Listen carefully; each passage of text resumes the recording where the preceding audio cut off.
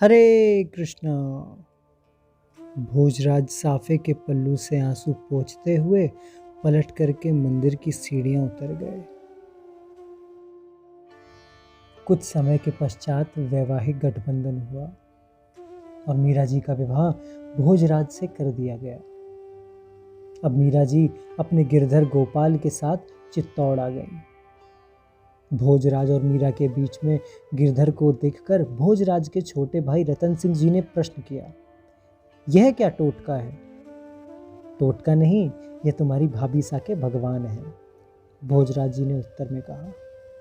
भगवान तो मंदिर में रहते हैं, यहाँ क्यों? बींद तो बींदनी के पास ही बैठेंगे ना, भोजराज ने मुस्कुराते हुए उत्तर में कहा। रतन सिंह जी हंस पड़े और बोले, बींद आप हैं कि ये? यही बींद है, मैं तो टोटका हूँ। अब हम एक ऐसी अद्भुत वार्ता की ओर बढ़ रहे हैं जो आपके कई प्रश्नों का उत्तर होगी।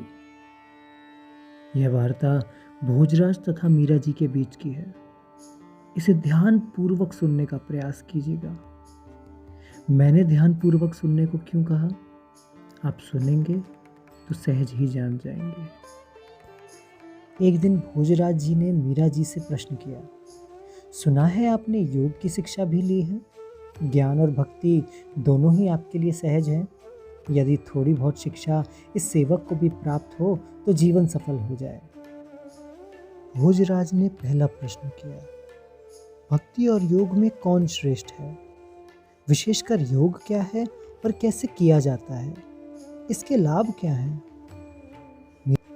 मीरा जी ने बड़े ही सरलता पूर्वक उत्तर देते हुए कहा, भक्ति और ज्ञान की भांति ही योग भी अध्यात्म का एक स्वतंत्र मार्ग है, साथ ही इनका सहायक भी है। योग पहले शरीर को साधता है, शरीर के माध्यम से ही थकाकर मन को भी साध लेता है। योग आसन से शरीर को स्वस्थ रखने का प्रयत्न होता है और प्राणायाम से मन साध लिया जाता है। फिर धारणा ध्यान, कुंडलिनी के जागृत होने पर उसके उत्थान का प्रयत्न होता है और उसके ब्रह्मरंध्र तक पहुंचने पर परमानंद की प्राप्ति। इस कुंडलिनी के विषय में भी सुना है मैंने। उसका उत्थान और परमानंद की प्राप्ति का अनुभव आपको हुआ? भोजराज ने पूछा। मेरी कुंडलिनी भ्रकुटी मध्य तक ही पहुंच पाई, मीरा ने हंसते हुए उत्तर में कहा। कोई अड़चन विक्षेप हुआ? भोजराज ने कहा। नहीं, यद्यपि गुरुदेव ने बताया था कि अब थोड़े ही प्रयत्न से यह साध्य है, किंतु मैंने ही प्रयत्न नहीं किया, मीरा ने हंसते हुए कहा। कोई कारण? उस परम आनंद की प्राप्ति से अधिक रुचिकर मुझे अपने प्राण सखा की सेवा लगी, मीरा ने बड़े ही सरलता पूर्वक उत्तर में कहा। क्या यह है उससे अधिक आनंददायी है? भोजराज ने आश्चर्यपूर्वक पूछा। यह तो अपनी रुचि की बात है, अन्यथा सभी भक्ति होते संसार में, योगी ढूंढे भी न मिलते कहीं। आपके लिए योग कठिन है, उसके लिए समय देना पड़ता है।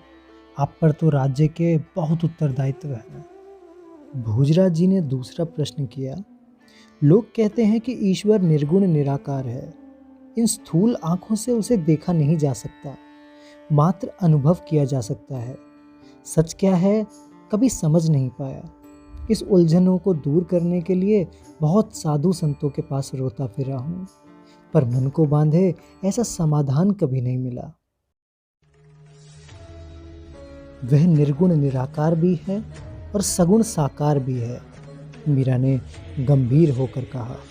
निराकार चेतन रूप से वह सृष्टि में व्याप्त है, इसके अतिरिक्त कहीं कुछ भी नहीं है। जैसे वस्त्र में सूत है और जैसे लहरों में पानी है, वैसे ही उसके बिना जगत की कोई सत्ता नहीं है। इन बातों को सुनकर विश्वास करना पड़ता है। बिना श्रद्धा और विश्वास के कुछ हाथ नहीं लगता, क्योंकि कार्य अपने कारणों को नहीं जान सकता। बेटा कैसे जान सकता है कि उसके पिता कौन है? पुत्र को तो माँ के कथन पर ही विश्वास करना पड़ता है, मीरा ने भोजराज की ओर देखकर उत्तर में कहा। मीरा ने आगे जोड़ते हुए कहा, पर निर्गुण निराकार आकाश की भांति है, प्रकाश की भांति है। वह न प्रसन्न होता है न अप्रसन्न, वह सदा एक रस है। उससे जगत में प्रकाश है, चेतना है। उसे अनुभव किया जा सकता है परंतु देखा जाना अशक्य है। जैसे पवन को देखा नहीं जा सकता किंतु अनुभव किया जा सकता है, वही ईश्वर सगुण साकार भी है। वह प्रेम से बस में आता है, रुष्ट और तुष्ट भी होता है, अंतर की पुकार सुनता है और दर्शन भी देता है। मीरा को एकाएक रोमांच हुआ, उसकी उसकी देह कांप उठी। यह देखकर भोजराज थोड़े चकित हुए। उन्होंने कहा, भगवान के बहुत नाम रूप सुने जाते हैं, नाम रूपों के इस जंगल में मनुष्य भटक नहीं जाता। मीरा ने कहा, भटकने वालों को बहानों की कमी नहीं रहती। भटकाव से बचना हो तो सीधा सा उपाय है कि जो नाम रूप स्वयं को अच्छा लगे उसे पकड़ लें और छोड़े नहीं। दूसरे नाम रूप में भी मेरे ही प्रभु हैं, यह समझकर उनका सम्मान करें और उनको मानने वालों की अवहेलना ना करें। जैसे सभी नदियां समुद्र की ओर बहती हैं और उसी में समाती हैं, वैसे ही सभी धर्म ग्रंथ, सभी संप्रदाय और सभी मत उस एक ही ईश्वर की ओर जाने का पथ सुझाते हैं। उनकी विश्रांति उसी में होती है। मन में यदि दृढ़ निश्चय हो तो उपासना फल देती है।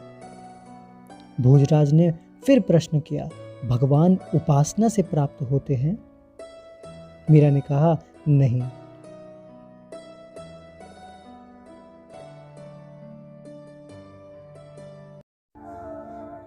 मेरे घर ना